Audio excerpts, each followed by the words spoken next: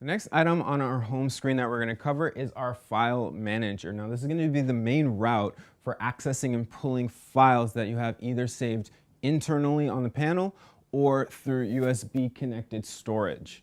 So I would like to note for new screen users, in your All Apps tool, you'll notice you do have an app called the ES File Explorer. Now, that is the same program that you saw on your home screen.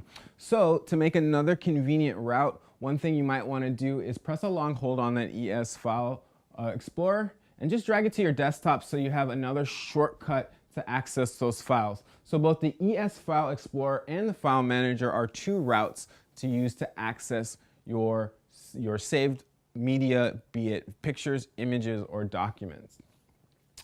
All right, so let's take a look at the File Explorer. When opened up, you'll be able to see all of the available files that you can open to the right side of the screen, and on the left side of the screen, you'll see available destinations to search for that content. So if you tap your home screen, you'll see your native internally stored documents. So I'm going to scroll over here. I'm just going to pick pictures, and this is my screenshot folder. So this is going to be screenshots that I've captured while working and teaching and instructing. I can browse throughout the entire content of all available files and images stored here. Now, when you're connecting external devices such as a USB flash drive, I currently have a USB flash drive connected to the front of my panel here in the media USB port. So I want to point out and make that distinction that the files are going to be pulled from the media USB port, because you notice that there are multiple USB ports both on the front and the back.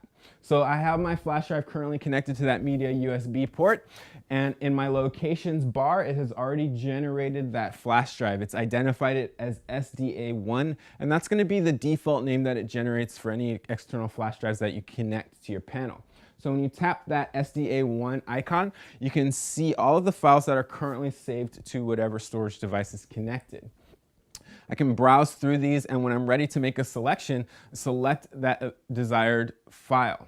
Now I will open up, I have multiple programs and applications that could potentially read and open that file. So it will ask me which is my desired location.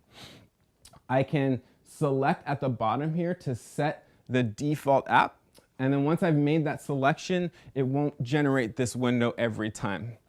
So for the purposes of this demo, I'm going to leave that box unchecked. I'm going to go ahead and select Adobe Acrobat, since this is a PDF file, and it will automatically generate that file. Now you'll notice I have interactive tools, and again, I can annotate within that program, and at any point I can use my annotation overlay tool to annotate on top of programs as well.